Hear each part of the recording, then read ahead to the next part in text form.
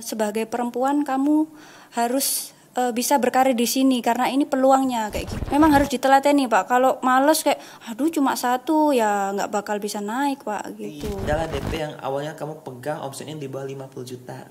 Sampai sekarang lebih dari 1 M. 1 M ya. Beneran 1 M ya. Iya. Intinya adalah benar-benar bersyukur punya keluarga seperti kalian gitu Pak. Hai sahabat sekelas, kita jumpa lagi di Inspirasi Sekelas. Kisahmu, inspirasiku.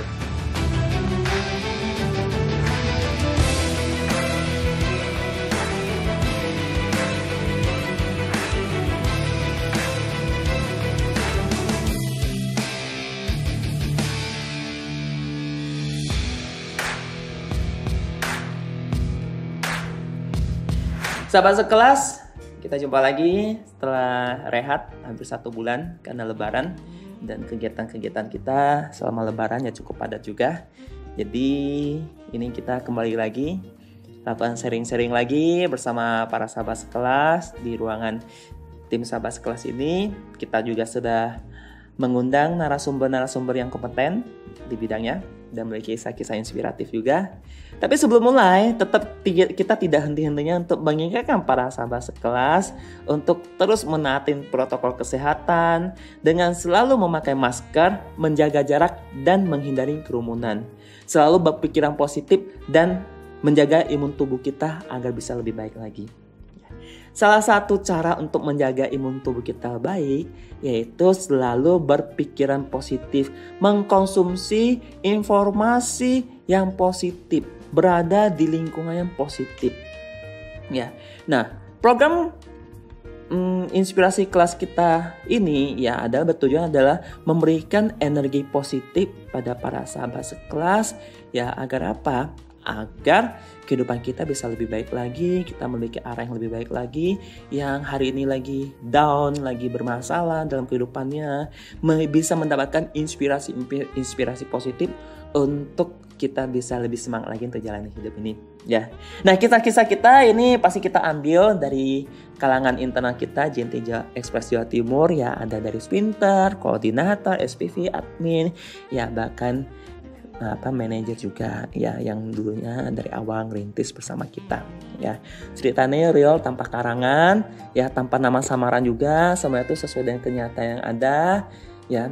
Jadi benar-benar menginspirasi kita ya. Nah, pada kali ini ya kita telah kedatangan salah satu Wonder Woman juga ya, salah satu wanita yang dalam kehidupan juga pasti memiliki tantangan-tantangan yang dihadapin, dan hari ini ya tetap sanggup berkarir di JNT Express ya. Mungkin di belakangnya itu ada kisah-kisah yang menyedihkan juga untuk bertahan di sini. Nanti kita ulik lebih dalam lagi, kita cerita-cerita lagi hal apa sih yang bisa memberikan kita satu inspirasi. Kita sama sapa dulu ya. Selamat siang Mbak Ella. Selamat siang Pak. Dipanggil apa nih? Ella Yulia Sari dipanggil? Ella ya, bukan iya. Ari ya? Bukan Pak, laki dah Pak. Laki ya. Ini alamat Tegalsari, Kabupaten Banyuwangi. Orang iya, Banyuwangi? Iya, aslinya Banyuwangi, merantau Pak. Merantau. Sudah berapa lama merantau sini? Di Surabaya sudah hampir 3 tahun lebih Pak. Dulunya langsung dari Banyuwangi langsung itu? Dulunya sih kuliah di Malang gitu. Setelah lulus pulang ke Banyuwangi selama kurang lebih 2 bulan, terus alhamdulillah dapat kerjaan di Surabaya.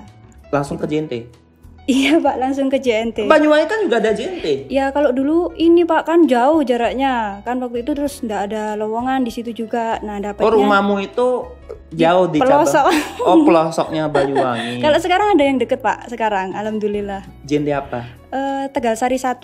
Oh, Tegalsari itulah ya. Yang baru itu loh Pak. Yang baru ya. Yang baru itu. Oke. Pelosok ya. Iya. Tapi pelosok tuh enak loh sebenarnya tuh loh. Jauh dari hiruk pikuk. Iya, suasananya masih asri. Kayak semalam tuh bulan purnama itu ya, kalau di pelosok itu lihat bulannya bisa lebih terang dibanding kota. Lebih jelas. Iya. Masih bisa sering lihat bintang. Di kota mana ada? Susah Pak. Susah. Tapi nikmatnya gitu. Ya oke. Lanjut ya. Bertugas di drop point mana sekarang? Sekarang di drop point sub 25 sama sub 46A. Oh, kamu kok pegang 2 SPV ya atau apa? Iya, SPV Pak. Oh, SPV. Iya. Sejak kapan jadi SPV? Sejak 2019. 2019. 2 tahun. Iya, 2 tahun. Masih 2 Sebelumnya masuknya sebagai apa? sebelumnya sebagai admin, Pak. Admin. Iya, admin.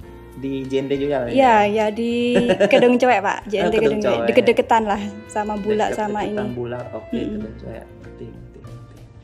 Di sana baru dipromosikan. Setelah di Kedung Cewek, setelah jadi admin dipromosikan jadi koordinator. Kok mau jadi koor ya? Kan jarang-jarang tuh koor tuh biasanya kan identik dengan cowok. Koor itu kan biasanya itu jam kerjanya tuh bisa lebih panjang. Dateng bantu buka pintu, pulang bantu tutup pintu koor tuh biasanya. Ya, tapi saya sebagai admin dulu sudah sering kayak gitu, Pak. Oh, sudah sering kayak ya, gitu juga. sering kayak gitu, makanya nggak kaget kalau pas jadi koor itu. Kayak koor gitu Iya, ya. Kan bantu bagging juga kamu. Iya, sama bantu naikin karung ke mobil transporter juga. Badan kecil kayak gini bisa Kuat, kan? Pak, tapi kuat, Pak. Ya? Kita Iya, akan kuat. coba nggak? Oh, jangan. Gitu. 1 karung kita angkat. Iya, pakai troli, Pak. Pakai Pakai troli, troli. ya. Kalau nggak gitu pakai keranjang, dimasukin ke keranjang dulu, didorong. Habis itu di atas kan ada transporter atau anak-anak yang laki biasanya ngangkat Bantu ke ya, atas. masa Iya. pegang kali cewek yang kurus kecil kayak gini disuruh angkat-angkat ya. Oke. Beratmu berapa sih? Apa? Beratmu berapa sih? Sekarang alhamdulillah 40, Pak. Nah, gitu. Dulu awal-awal 36, Pak. Astaga. Tinggi berapa? Tingginya 150-an. Tapi masih ideal lah ya. Iya. Cuman ya ukuran kayak gini loh, ngangkat-angkat. Kuat, Pak. Kuat tapi ya. Kuat, iya. Alhamdulillah, Pak. Itu kalau cewek itu imut namanya. Oke. Ya, Pak. Lah ya, sebelum kerja di JNT pernah kerja di mana? Nggak ada ya? Nggak ada, langsung Kerja pertama alhamdulillah ya? dapat kerjaan di JNT, Pak. Oh, langsung ya tamat kuliah. Dulu kuliah jurusan apa? Jurusan pendidikan biologi, Pak. Melenceng. Melenceng jauh. Guru biologi. Iya.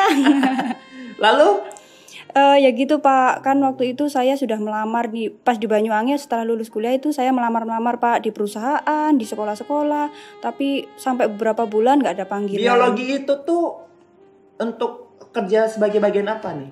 Kalau biologi kan pendidikan, Pak. Jadi ngajar. Oh, guru biologi jadinya Iya, ya? guru biologi. Biasanya di SMA sih kebanyakan gitu, Pak. Gitu. Tapi nggak diterima. Iya, tapi jodohnya di sini, Pak. Jodohnya kerjanya. Biologi campuran paket ini. Iya. Kandungan paket A sama paket B Dicampur dicampurin. jadi C, Pak. Jadi C gitu ya. Iya. Masih ingat nggak rumus-rumus biologinya? Waduh, sudah Wes entek ya. habis terkikis paket, Pak. Ingatnya paket sekarang, Dengan Pak. paket ya. Rumus-rumus SMA tahu gitu ya. Ingatnya malah itu. Iya, gitu. SMA gitu kan 988 Iya, gitu ya. Andelif gitu, Pak. Andalem gitu ya. Oh, oke. Oke, balik lagi kita. Ya, Mbak Ella memutuskan untuk merantau ke Surabaya dari Banyuwangi. Kamu kan kecil, ya, imut ya, bukan kecil lah, imut Iya. gitu kan, cewek lagi.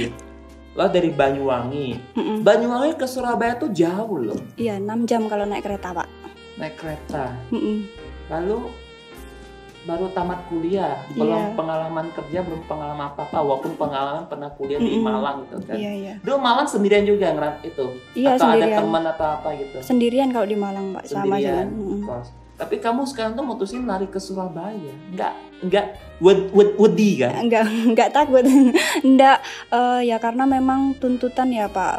Kan keluarga saya itu bukan dari kalangan yang intinya yang beruang gitu, Pak. Dan saya juga Beruang, singa, macan, beruang gitu. dan saya anak pertama. Saya masih punya adik-adik yang kecil pada saat itu saya memutuskan untuk pergi ke sini. Jadi masih ada Adik-adik sekolah gitu tanggungan. ya? Iya, satunya SMP, satunya masih SD, Pak. Jadi jaraknya kita jauh. Makanya saya berusaha untuk membantu orang tua saya supaya adik-adik saya bisa sama seperti saya, bisa kuliah kayak gitu sih, Oh, Pak. orang tua di Banyuwangi? Iya, di Banyuwangi. Kerja di Banyuwangi? Iya, kerja di Banyuwangi gitu. Lalu kamu kuliah gitu kan? Adik sekolah kan? Masih lanjut sekolah Iya, kan? masih lanjut Sekarang sekolah. kamu bantu cari duit Iya, untuk bantu orang tua lah untuk setidaknya sedikit sudah bisa membantu, Pak.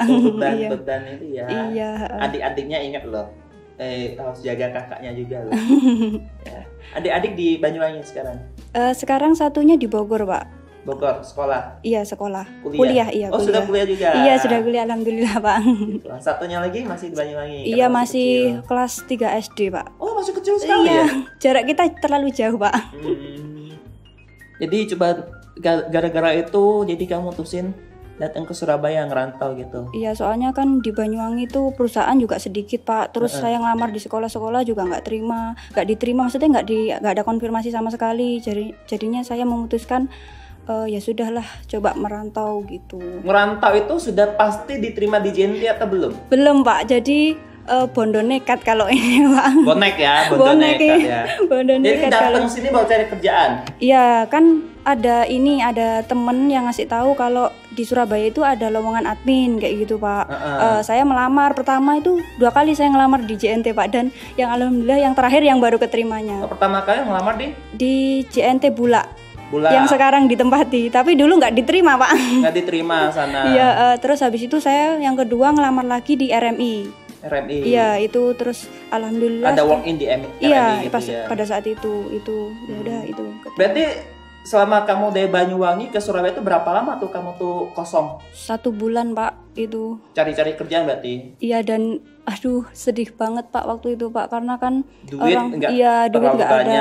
Cuma dikasih 1 juta dulu, Pak. 1 juta, lalu sini ngekos? Iya, ngekos. Jadi sudah wes piro? Ngekosnya 400.000, Pak, waktu itu. Okay. Makan itu wirawiri ya. Ongkos untuk di sini kan Gojek atau apa itu kan dari sana kan? Iya, Gojek gitu, Pak. Buat surat lamaran ini kan duit semua kan itu kan? Iya. Ngeprint kan nggak ada komputer, iya, nggak ada. Ngeprint bayar juga. Makanya sehari berapa kali gitu? Mungkin itu yang membuat berat badan saya turun ya, Pak. 2 kali, Pak. Tapi ya ngempet-ngempet. Jadi kalau memang kiranya tak makan siang aja, saya akali, Pak. Jadi biasanya kan kalau di rumah 3 kali misalnya, kalau di sini saya akali 2 kali. Siang baru makan, dari malamnya nanti baru makan lagi kayak gitu, Pak. Perjuangan, Pak. Gitu loh. Kadang tuh kita ngomong dunia indah atau apa itu di luar-luar tuh ada yang kayak gitu dan masih banyak sekali sih ya tuh kayak gitu. Ini salah satunya. Berapa kali tuh yang datang interview saya ceritanya kayak gitu semua waktu-waktu mulai. Iya, Pak. Mending loh kamu 2 kali lah, dan sehari cuma sekali loh. Kemarin tuh siapa tuh? Lalu sudah sebulan akhirnya diterima. Akhirnya alhamdulillah diterima. Terus sudah diterima kan harus training dulu, Pak. Dulu trainingnya itu di Semolo, Pak. Saya kan nggak tahu ya. Jadi saya pesan Gojek ditolak terus gitu loh, Pak. Sampai waktu itu hampir telat, Pak. Jadinya dan hampir telat itu saya salah kostum, Pak. Jadi kan harusnya itu make upan katanya gitu. Saya itu nggak pinter make up, Pak. Makanya pada saat sudah pintar. Iya, alhamdulillah sudah bisa, Pak. Itu jadi saya datang apa adanya gitu loh, Pak. Datang terus habis itu sama trainer ditegur. Mbak Ella, kalau admin penampilannya harus rapi, harus bersih, harus make upan kayak gitu. Jadi saya balik lagi pulang buat make upan terus berangkat lagi kayak gitu, Pak. Berarti telat dong? Iya, telat, tapi saya sudah izin. Oh ya udah saya pulang sebentar ya, Pak, saya make upan gitu, Pak. Oh, trainernya untung yang baik ya. Iya, dulu Mas Adrian. Oh, Mas Adrian ya. Adrian, kamu nonton ya? Nanti tak sharing kali kamu. Masih suka DM-DM enggak sama Adrian? Oh, Mas Adrian, iya. Perjuangan dulu, Pak. Lalu kamu training. Modal kan 1 juta. Sudah habis kos sebulan tuh 400.000. Masuk kerja kan nggak langsung dapat gaji. Iya, masih nunggu. Wes entek dong.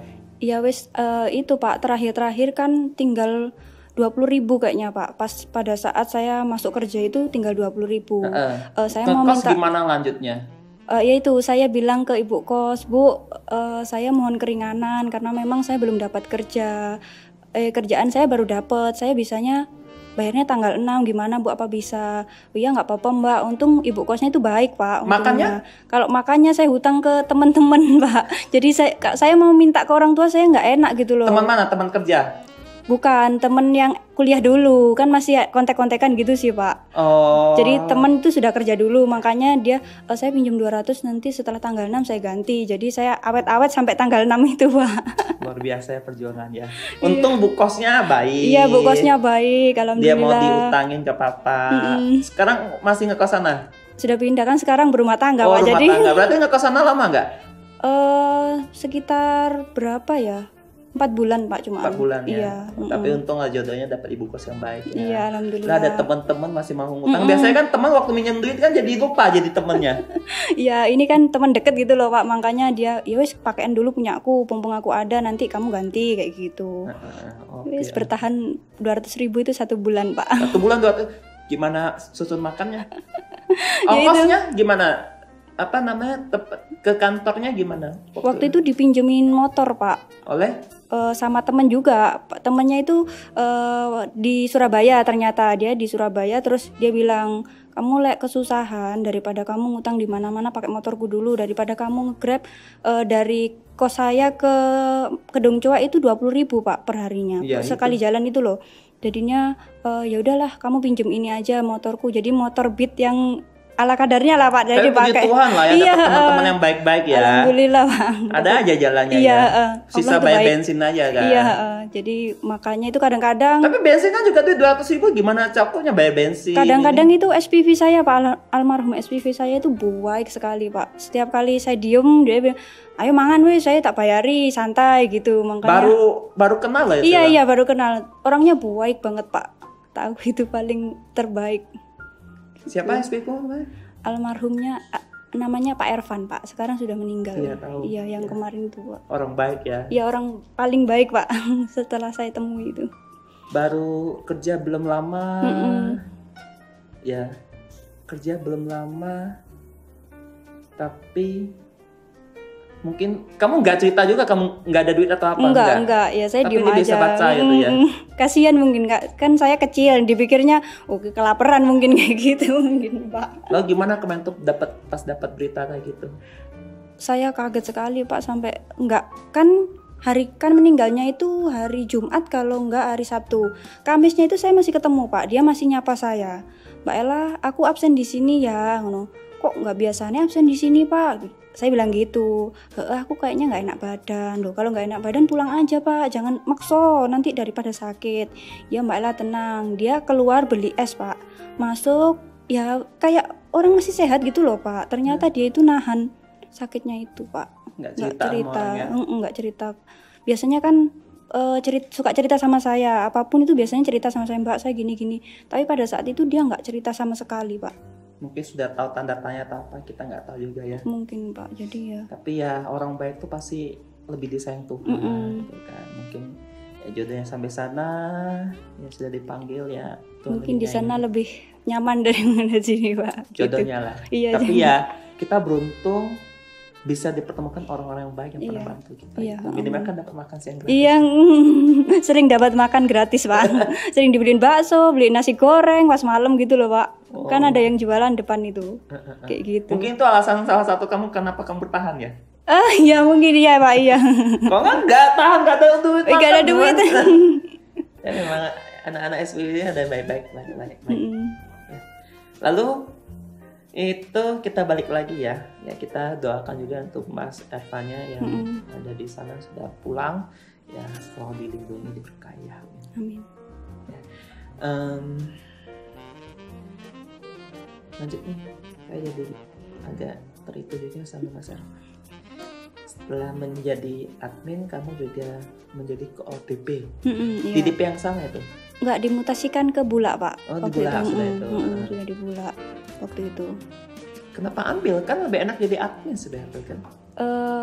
Dulu sih saya mikirnya, saya juga dikasih semangat sih sama almarhum SPV saya itu.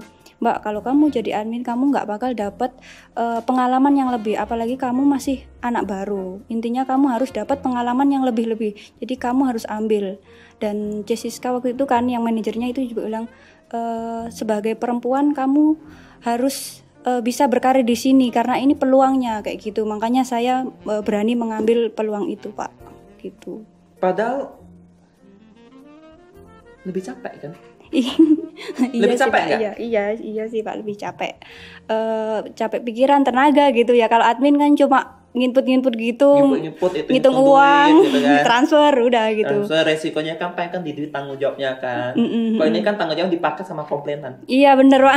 Sampai pernah dimarahin TNI kan, area saya itu delivernya area TNI Pak. Waduh serem Pak itu. Kalau utara-utara tuh memang cerita-cerita kayak gitu. Kemarin tuh pernah siapa tuh ceritanya disodorin pistol. Horor Pak. Bener-bener horor kalau daerah-daerah kayak gitu. Paketnya telah sedikit, mereka sudah langsung datang ke kantor, marah-marah yang katanya kamu tak laporkan kayak gitu. Sampai aduh ya Allah kok gini banget sih, padahal paketnya ada, cuma ya waktu itu kan memang kondisinya kita itu lagi overload Pak pada saat itu. Makanya dipikir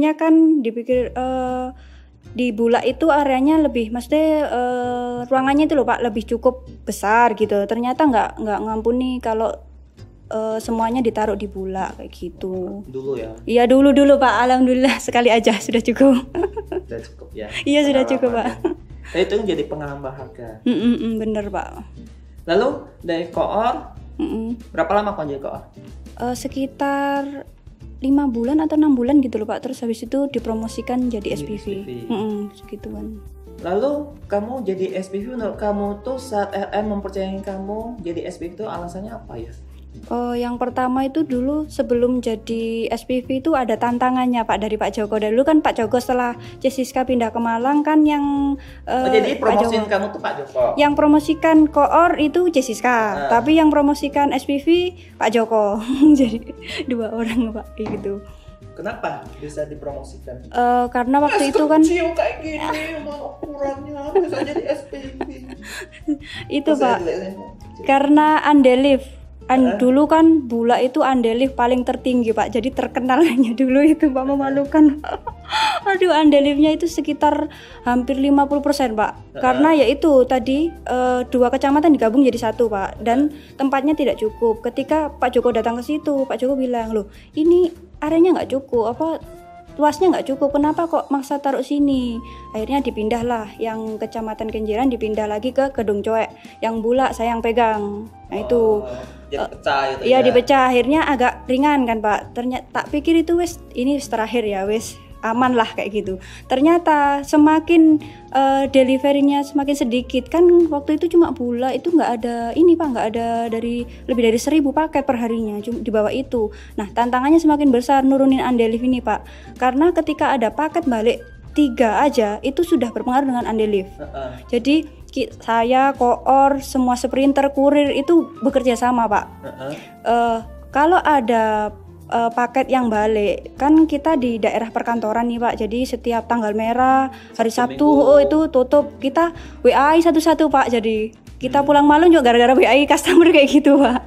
WA gitu ya, untuk dikirim ke alamat rumah supaya bisa terkirim pada besoknya itu loh, nggak usah nandon-nandon lama kayak gitu Pak. Tapi alhamdulillah Pak, berapa bulan itu sudah Andelif sudah turun ya. Kayak gitu. Perjuangannya sekarang kayak gitu. Sudah lebih baik ya. Iya sekarang sudah lebih baik alhamdulillah. Oke. Lalu kamu jadi SPV, dari admin koor SPV, dan kamu seorang perempuan ya. Ada kesulitan nggak sih untuk ngatur-ngatur para sprinter yang itu kan lelaki-lelaki kan, bapak-bapak itu kan mas-mas, udah kesulitan nggak? Pertama ya kesulitan Pak, nggak dianggap. Seringnya kalau dikasih tahu ini harus sesuai SOP kayak gini nggak pernah nganggep Pak. Jadi kayak ya Allah tertekan banget sih, tapi alhamdulillah bisa bangkit. Ternyata saya dekati mereka sebentar saya, ayo Rek kita kumpul bareng, kita curhat, masalahnya itu kayak apa sih di lapangan, terus habis itu kendala-kendala yang membuat kalian lama Delif itu apa. Sering curhat kayak gitu, mereka jadi care ke saya Pak, jadi mereka support saya, membantu saya. Jadi mereka ngasih, Mbak aku kayak gini Mbak, kalau hari Sabtu misalnya ya kayak tokonya tutup atau kantor tutup, dia kasih tahu Sabtu itu tutup Mbak, jadi saya nggak bisa kalau delivery pada saat Sabtu sama Minggu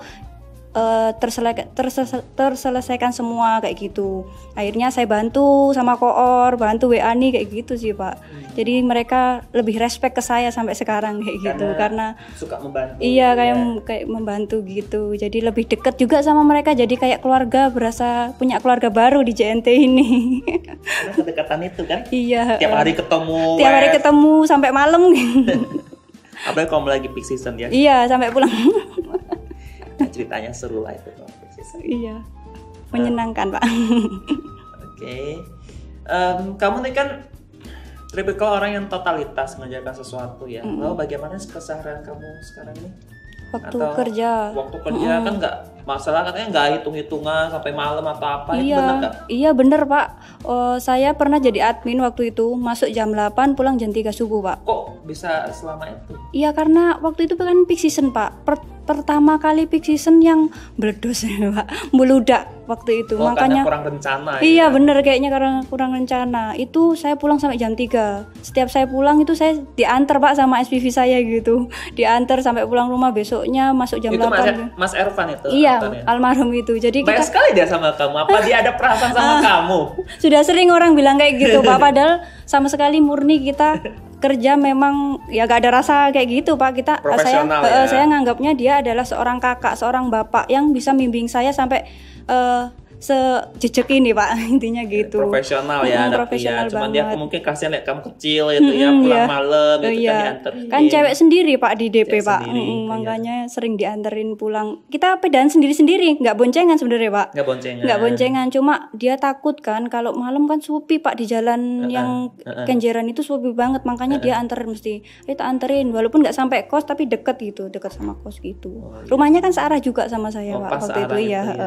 Jadi pulang dianterin. Tapi kalau biasanya nggak baik mah mau searah mah terserah kamu, pulang aja terserah. Makanya itu SPV yang paling saya segani sampai detik ini Pak. Kamu sekarang sudah jadi SPV, harusnya bisa contoh perilaku dia sama anak-anak juga dong. Iya Pak. Dia kan baik sama timnya, penuh perhatian. Nah kayak sekarang tuh kita anggota-anggota yang baru pernah yang ngerantau gitu kan, tidak menutup kemungkinan jika menghadapi kesulitan yang sama pernah kita lakukan. Belum gajian, nggak ono duitnya untuk mangan gitu kan, atau apa gitu kan yang bisa kita perhatiin itu kan. Itu mungkin salah satu cara juga kita sebagai leader untuk mendapatkan hati seorang bawahan kita agar gimana dia bisa respect sama kita. Iya benar Pak. Kayak gitu loh. Misalnya contoh dengan almarhum ya, dia baik kayak gitu sama kamu. Kalau dia ngomong apa kamu bisa dengerin kan? Iya. Dengerin kan? Iya selalu dengerin Pak, karena dia kita merasa dia sudah membantu saya. Jadi balasan saya adalah nurut ke dia kayak gitu Pak. Kalaupun dia marah pun kita juga nggak bisa lalu gimana sakit hati. Iya. Kan? Pak Ervan enggak pernah marah Pak. Enggak pernah marah. Ya? Ditegurnya jangan gitu Mbak, gitu men. Sudah gitu aja. Gitu aja, enggak pernah marah sampai ya enggak pernah. Kalau saya kan sih ada galak-galaknya dikit. Oh gitu ya. Banyak sih. Oh itu enggak galak ya. Kalau Pak Ervan enggak sama sekali. Tapi anak-anak segan enggak? Iya segan. Karena apa segannya? Enggak pernah marah tapi segan. Itu. Ya karena baik itu Pak. Iya gitu. Karena baik itu. Itu bisa kita contoh juga dengan almarhum. Biar almarnya itu berlipat ganda karena Pak. Dia sudah menanamkan benih pada kita. Oke. Ini mana lagi nih? Tahun 2020 kemarin tuh pernah dinobatkan sebagai menjadi SPV Best Inovatif yang paling inovasi. Salah satunya adalah DP yang awalnya kamu pegang omsetnya di bawah 50 juta. Sampai sekarang lebih dari 1 M. 1 M ya? Beneran 1 M ya? Iya. Itu ya berkat bantuan teman-teman juga, anak-anak nurut ke saya. Jadi saya mengkoordinasinya lebih gampang gitu loh Pak. Jadi saya itu pertama kali kan fokus ke Andelif dulu Pak. Setelah Andelif selesai beres, saya baru fokus cari customer. Gimana cari customernya? Carinya itu kan waktu itu ada call center. Gitu. Enggak, pertama itu saya lihat di call center itu Pak. Biasanya kan ada yang dijadwalkan ke DP. Nah itu saya WA satu-satu semua. Kalau memang belum ada yang pick up, saya bisa pick up Bu, jam berapa ready-nya kayak gitu. Satu-satu, tapi semakin hari semakin banyak. Ada customer yang dulunya itu omsetnya 5 juta Pak. Tapi setelah sekian lama itu naik jadi 10 juta, 15, 30 kayak gitu Pak. Jadi jadi omset di DP itu semakin naik. Nah, yang kedua itu setiap kali anak-anak delivery itu saya selipin ini Pak, kartu nama di paketnya Pak. Jadi paketnya itu di baliknya itu ada kartu nama. Oh gitu ya. Gitu, atau kalau enggak langsung kasih ke orangnya kayak gitu. Mbak, Bu, saya bisa pick up, ini nomor kontaknya. Kalau ibunya mau kirim paket daripada jauh-jauh jalan, mendingan saya ambil Bu, sekalian deliver kayak gitu Pak. Itu banyak yang nyantol Pak dulu itu. Iya, banyak yang nyantol. Bukan dulu, sekarang juga banyak. Iya, sekarang kalau dijalanin. Itu loh salah satu tipsnya loh. Yang bingung cari pick up-an. Aduh, harganya kok naik. Gimana ya cari pick up-an, itu salah satu cara. Waktu kirim nawarin juga. Iya, ditelateni. Nyantol satu, kamu memang kasih satu dapat satu. Kalau misalnya kirimnya 100 biji, tiap satu dapat balasan sudah dapat 100 paket sehari. Iya bener Pak. Memang harus ditelateni Pak. Kalau males kayak, aduh cuma satu, ya nggak bakal bisa naik Pak gitu. Semua tuh dimulai dari satu. Iya bener. Semuanya harus dimulai dari satu. Iya, nggak mungkin langsung bisa dapat 1000. Iya itu Pak. Itu. Oke. Lalu kamu kan berada di beberapa leader ya, karena RM-nya tuh Jessica, Cece, lalu Koko, sekarang Om, Mas, lalu yang terbaru Mbak cantik. Jangan tante-tante ya, kalau tante ya. Iya. Lalu dari karakter mereka masing-masing, apa sih yang bisa, hal positif yang bisa kita pelajarin dari Cece, Koko, Mas, Mbak? Kalau Cece itu lebih nekalin ke saya, yang paling saya ingat sampai sekarang itu kamu jangan minder. Enggak juga Pak. Kamu jangan minder jadi perempuan. Kamu bisa kok sukses di sini asal kamu mau usaha. Itu Pak yang sampai sekarang masih ingat. Karena orangnya pede juga kan. Iya. Dulu saya nggak pede, karena ketemu Jessica jadi pede banget Pak. Gitu. Karena orangnya juga pede. Iya, itu kan. Kalau Pak Joko itu lebih menekankan kedisiplinan. Kamu adalah SPV, kamu adalah contoh bagi anak-anak kamu. Jadi kamu harus benar-benar disiplin, maka anak-anak kamu itu ngikutin kamu kayak gitu Pak. Jadi saya berusaha supaya nggak telat, terus habis itu pakai seragam sesuai. Jadi kan biasanya anak-anak itu ada yang nambeng Pak, pakai kaos kayak gitu. Aduh wesiku. Memang contoh awalnya harus kita sendiri. Betul, kayak gitu. Lead by example kata orang. Itu. Terus kalau Pak Tri itu banyak ngasih saran Pak. Jadi awal kali pertemuan saya sama Pak Tri itu di RMI. Jadi pada saat Jessica mau dipindah, Pak Tri itu datang ke sini sama Pak Joko. Pak Tri itu nanyain, kendala kamu apa sih Nduk, kayak gini-gini. Jadi banyak saya curhat ke dia. Dia ngasih saran ke saya. Kayak misalnya Andelif itu harus turun. Kamu itu harus punya rencana. Kayak gini loh rencananya, coba kamu jalanin, bisa nggak? Gitu. Saya jalanin Pak. Oh bener sih ternyata bisa.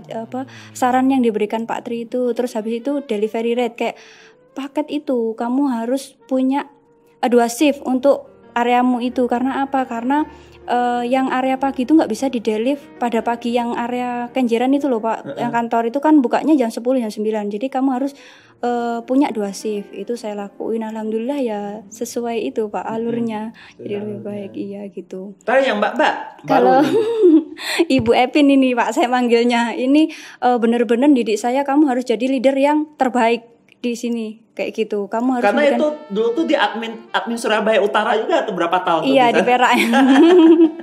Iya gitu Pak. Jadi dia juga banyak ngajarin ke saya. Beliau ngajarin ke saya beberapa.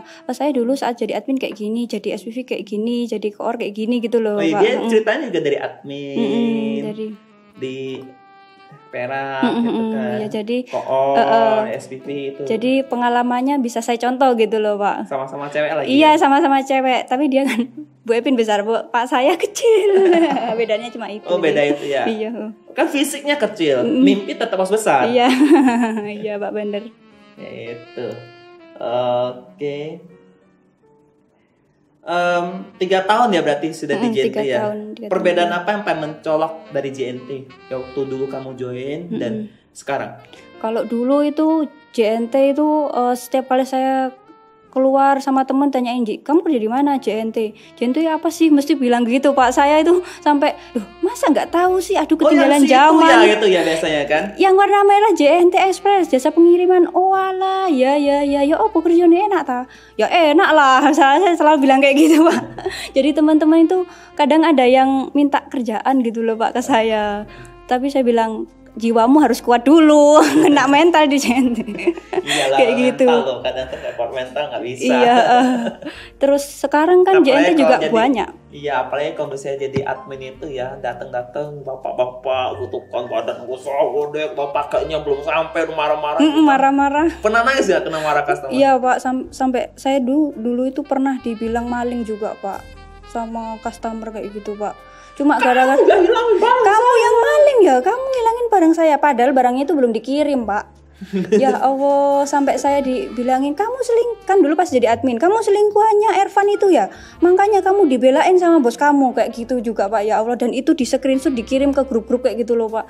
Ya Allah, malunya Pak, saya dianggap sudah pelakor kan kayak gitu ya, terus dianggap maling kayak gitu, padahal kenyataannya nggak seperti itu gitu loh. Kan ujian lah ya. Iya benar, ujian supaya memang kayak bisa kayak gitu kan, jadi bisa lebih tegar kan. Dan kita memang kalau service itu tuh, kalau saya sih hadapin orang-orang kayak gitu sudah biasa, karena kita service kayak gitu. Iya. Service kayak gitu ya, kita sering dikomplain atau apa, kadang komplain tuh orang tuh kebawaan emosi duluan. Padahal nanti sudah sadar, oh ya maaf ya Pak ya. Iya. Iya biasanya gitu Bang. Oh ternyata saya yang salah ya kayak gitu. Banyak kesel ya, kita yang kesel. Tapi ya wes lah, itu ujian. Harus sabar-sabar Pak. Berarti kan kamu di JNT selama 3 tahun ini semakin sabar dong? Iya, harusnya semakin sabar karena ujiannya semakin banyak lagi kan gitu, pengalamannya juga semakin banyak gitu. Lebih emosian atau lebih sabar? Kalau sekarang sih ke anak-anak lebih sabar Pak, karena percuma marah-marah juga nggak didengar, makanya harus sabar. Ngomonginnya ke anak-anak harus pelan-pelan supaya mereka itu, iya supaya bisa didengar gitu. Kalau saya ngomong ya apa sih ini, pasti mereka langsung besoknya lupa. Makanya harus, ayo rek, wis, ayo endang dikerja nih, kok setelah kena dendo, ayo undangan cepetan kayak gitu. Baru mau dengar gitu. Iya, baru mau dengar. Salah satunya juga ada emosi nggak ada gunanya. Iya, gitu. Percuma kalau ngadepin orang-orang itu kayak gitu. Emosian kan, ujungnya nggak didengar kan percuma, yang sakit diri sendiri kan. Lalu, kamu udah kawinnya pas apa? Pas kerja di JNT atau? Iya, sudah kerja di JNT, sudah jadi SPV 2020 lalu Pak. Maret dulu. Jodohnya ketemu di JNT? Enggak, jodohnya dapatnya dari ini sekolah Pak. Sekolah. SMA dulu. Kiranya ketemu di JNT sama customer yang ganteng. Oh gitu, harusnya ya Pak lu. Oke, lalu tanggapan suamimu kerja di JNT gimana? Dia bangga sih Pak, karena memang kan sejak awal saya meniti karir, dia melihat perjuangan saya kayak gimana. Saya sampai pernah pulang nangis-nangis karena kecapean gitu loh Pak, pulang malam. Dia gitu. Sudah wes berhenti aja, nggak usah kerja sini. Enggak, dia support. Nanti nyari kerja itu lebih susah, sampai nyari kerja lebih susah, apalagi sampean belum punya pengalaman sama sekali. Bertahan dulu, nanti kamu akan menemukan prosesnya yang paling indah kayak gitu, bilangnya kayak gitu sih Pak. Mungkin memang sih kalau pasangan tuh bisa kasih support kita kayak gitu tuh lebih bikin kita sama kuat. Jadi kita lebih tegar gitu Pak, walaupun sesakit apapun. Oh iya, saya ingat, oh iya sih, nyari kerjaan lebih susah. Saya dulu perjuangannya juga nggak main-main kayak gitu. Saya mempertaruhkan hidup dari Banyuwangi ke Surabaya, gitu. Modal 1 juta. Bulan kedua nggak ada modal, sudah ngutang sana ngutang sini ya, supaya bisa nutupi gitu Pak. Apalagi sekarang tuh masa pandemi kayak gini, cari kerja susah. Dulu belum pandemi aja cari kerja sudah susah, sekarang tambah susah lagi, tambah parah. Makanya saya sangat-sangat bersyukur Pak sudah diterima di JNT Express ini. Itu semua perjuangan kita masing-masing sih. Kadang kalau kita sudah masuk dan kan kerja itu ngomong enak, kalau kita nikmatin enak, ngomong gak enak, ada banyak gak enaknya. Mau kita kalau kan mau pindah 10, 100, 1000 kerjaan ya tetap ada plus dan minusnya, ada enak dan gak enaknya kan masing-masing kan. Iya Pak. Ya macam-macam lah pokoknya. Lalu kapan kita bisa menikmati hidup kita? Kalau misalnya kita selalu tidak puas dengan apa yang kita dapatkan. Iya benar Pak. Kalau saya sih kalau pulang itu sering lihat orang-orang yang jualan nasi goreng sampai malam itu. Itu kerja sampai malam loh. Itu saya, ya Allah, saya masih bersyukur. Sekarang kan saya nggak kayak dulu Pak, pulang malam-malam. Sekarang kan lebih beres. Sekarang lebih mungkin saya berangkat jam 9, paling mentok saya jam 9 sudah pulang gitu loh. Kalau dulu kan ini berarti perjuangan saya itu nggak sia-sia, ternyata saya waktunya bertahan selama ini. stabil Sekarang waktunya lebih teratur. Karena kita proses juga ya, dari bener, awal Pak. itu kan manajemen juga proses ini. Sekarang peak season pun sudah nggak sampai. Iya, nggak kayak dulu Pak. Dulu sampai waduh. Dan lebih terencana. Oh, sudah mau peak season nih, kita sudah tahu nih kapan ini. Iya bener, jam Pak. berapa, tanggal berapa gitu kan. Nggak sampai kayak dulu. Oh, jackpot. Langsung deng, kaget Pak. Sebegitu. Kayak lebaran kemarin kan kita aman-aman aja Pak. Lebaran yang tahun 2019 itu Pak yang kita goyang dumang. Goyang dumang Pak. Gitu. Terus bertumbuh dan terus semakin maju. Semakin maju. Oke. Kamu cara bagi waktu kamu dengan keluarga sama suaminya berdua tinggal? Iya, berdua sekarang sama suami. Gimana cara bagi waktunya? Suami kerja juga kan? Kerja Pak, kerja. Lalu pulang. Pulang. Jadi suami kerja kan dari pagi, jadi jam 8 juga, dia pulangnya jam 3. Kalau saya kan pulangnya jam 6. Tapi kan di waktu hari Minggu kita bisa quality time kayak gitu. Kadang suami saya bilang, ayo jalan-jalan biar nggak sumpek, biar refresh otaknya kayak gitu. Masih berdua ya nikmatin. Iya, jalan deket-deket aja Pak, yang Batu, Pacet kayak gitu sih. Masih berdua mah dunia milik berdua ya. Iya Pak.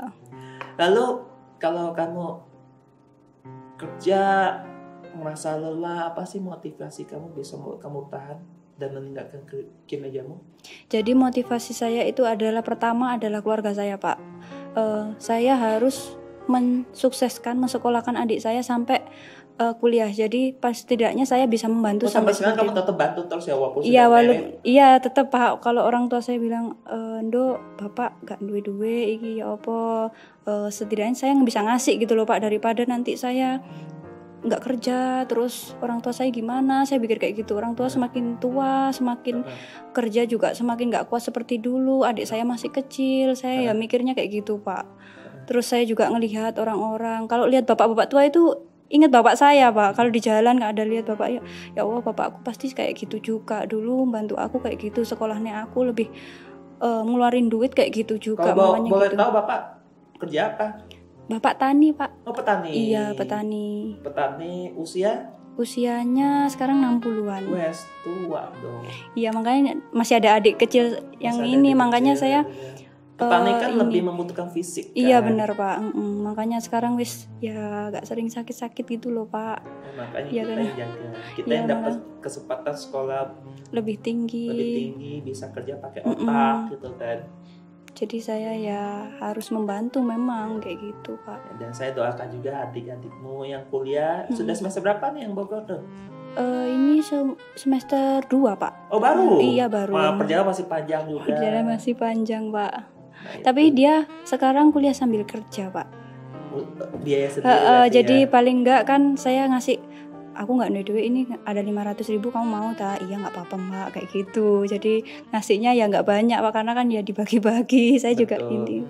Ada biaya sendiri untuk adik yang di rumah yang masih kecil. Itu biaya lebih gede. Iya. Jajan itu Pak. Ya gitu. Ya tapi ya puji Tuhan kita juga diberi kesempatan kesehatan, pekerjaan, bisa untuk bantu keluarga-keluarga kita juga. Kita juga mendapatkan penghidupan yang lebih layak juga kan. Enggak sehari sudah enggak 2 kali kan makan? Enggak Pak, sekarang alhamdulillah sudah sangat beda Pak. Sangatnya banyak Pak dari yang dulu. Enggak 2 kali sudah? Enggak, banyak kali sekarang. Banyak kali ya. Wow, puji Tuhan ya, kita selalu diberkahi. Alhamdulillah. Yang penting kita cari rezeki yang halal. Iya benar Pak. Kamu pernah ngerasa nyesel gak sih masuk di JNT atau justru bangga?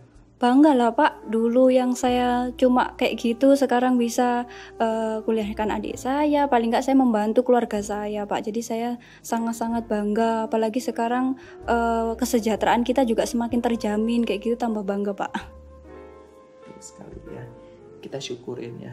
Tapi untuk sampai proses kesini kan nggak gampang, banyak iya, ujiannya kan. Ujiannya bergelombang-gelombang. Awal-awal masuk kena marah customer sampai nangis. Iya. Kecapean sampai nangis. Iya, apa-apa nangis. Soalnya mau mengeluh kesah ke orang tua nanti malah jadi kepikiran kan Pak. Karena mereka kan jauh, nggak bisa kontrol, maksudnya nggak bisa dekat dengan saya, nggak tahu kondisi saya kayak gimana di sini. Ya pasti kok teleponnya ngomongin pasti baik-baik semua kan. Iya, aman Bu, aman wes. Yang penting doanya aja. Mungkin ya karena doa mereka saya bisa sampai kayak gini juga Pak. Ya, puji Tuhan ya. Kita tetap diberkahi ya. Orang tua juga tetap dijaga kesehatan. Iya. Oke, jika tim Drop Point kamu menyaksikan podcast ini, apa yang ingin kamu sampaikan? Terima kasih untuk teman-teman, untuk semuanya yang sudah membantu saya. Tanpa bantuan kalian, saya tidak akan bisa sampai pada detik ini juga, tidak akan sampai pada jabatan SPV ini. Terima kasih banyak sudah mengerti keluh kesah saya, sudah membantu pekerjaan saya, meringankan semua beban-beban yang selama ini kita jalani, kayak gitu sih Pak. Oke, lanjut poin berikutnya. Jika keluarga yang lihat, apa yang ingin sampaikan ke keluarga? Khususnya untuk Bapak sama Ibu, terima kasih. Terima kasih dulu sudah mengizinkan Ella buat datang ke Surabaya, sudah membiayai. Terima kasih untuk doa-doanya. Terima kasih banyak. Pokoknya intinya Ella benar-benar bersyukur punya keluarga seperti kalian, gitu Pak. Kita memang harus bersyukur dapat keluarga yang kita terima sekarang. Baik itu buruk dan baiknya semua itu kita syukurin. Iya, benar. Oke, apa doa dan harapan untuk JNT Express ke depannya? Doa dan harapannya semoga JNT Express tetap menjadi nomor 1, jadi jasa pengiriman yang nomor 1 Pak. Untuk kerjasama kita iya, semua butuh dong. kerjasama kita semua tentunya. Jika diberi kesempatan untuk terus bekerja di JNT, impian apa yang kamu wujudkan? Pertama saya ingin membuat tim saya menjadi lebih solid lagi. Terus yang kedua, kesejahteraan tim saya semakin lebih baik lagi Pak. Kayak amin. Gitu sih. Terakhir, closing statement. Motivasi agar untuk sesama agar bisa selalu semangat dan bekerja. Motivasinya mungkin nggak terlalu panjang dan nggak terlalu bagus. Bekerja keraslah semampu sekuat kalian karena mencari pekerjaan di luar sana lebih susah. Setelah itu nanti ketika kalian sudah menemukan titik terangnya, kalian akan menikmati kebahagiaan itu lebih dan lebih membanggakan lagi Pak. Kayak gitu sih. Oke, nggak terasa sharing kita sudah sampai di sini. Terima kasih Mbak Ella untuk sharing-sharingnya ya. Terima kasih juga sahabat sekelas sudah bertahan untuk tonton podcast kita dari awal sampai sekarang ya. Gitulah kisah Mbak Ella, seorang perantau yang imut ya. Datang ke Surabaya bondo nekat ya. Duit cuma 1 juta ya, tapi cari kerjaan nganggur sampai sebulan lebih. Iya. Gak ada sanak family di sini ya. Muka tebel, berani ngutang untuk bertahan hidup Pak. Untuk bertahan hidup, tapi untung nggak nyolong gitu kan. Jangan sampai Pak. Jangan sampai kan. Dan diberkahi ya, dapat pekerjaan yang layak. Walaupun itu juga banyak ujian untuk dilewatinya dan juga sudah lewat. Hari ini ya sudah berkeluarga, dapat suami yang baik juga, ya dapat ya jabatan posisi yang lumayan baik juga, ya dapat penghasilan lumayan baik juga, ya bisa bantu keluarga ya yang di kampung, ya bisa bantu sekolahin adik juga yang orang yang beban-beban keluarga ya, dan ya hidup bisa semakin bahagia kan, lihat orang sekitar kita bahagia kan pastinya kan. Nah harapan saya untuk para sahabat sekelas, kisah ini bisa menginspirasi kita semua ya yang hari ini ngerasa hidupnya sulit ya. Jangan pernah menyerah karena di atas langit masih ada langit, di bawah lautan masih ada lautan. Semua masa yang kita hadapi itu ngomong berat, masih ada orang lain bisa ngadepin masa yang lebih berat lagi dibanding kita hadapin. Jadi tetap bersyukur ya, dan salah satu kunci kita hidup bahagia adalah bersyukur. Ya, terima kasih sharingnya. Ya, oke. Thank you Mbak Ella. Ya, ini ada souvenir dari tim Sahabat Sekelas. Ya, terima kasih plakat Pak. dipajang ya di rumah ya. Iya pasti Pak. Alhamdulillah. Ini souvenir juga bisa dipakai atau kasih adik untuk sekolahnya kasih. Kan sekarang kan butuh online itu kan bisa juga sponsor oleh JNT Express. Iya, terima kasih banyak Pak. Terima kasih JNT Express. Terima kasih JNT Express. Ya, semoga bisa membantu ya dan kisah-kisah menjadi bermanfaat juga untuk kita semuanya. Ya. Terima kasih. Oke, Sahabat Sekelas, ya semoga kisahnya itu menginspirasi. Ingat di subscribe, klik tombol lonceng, klik like ada gambar jempolnya dan klik sharing untuk orang lain juga bisa ikut mendengarkan kisah-kisah inspirasi seperti ini. Dan semoga bermanfaat. Salam naik kelas. Sampai jumpa.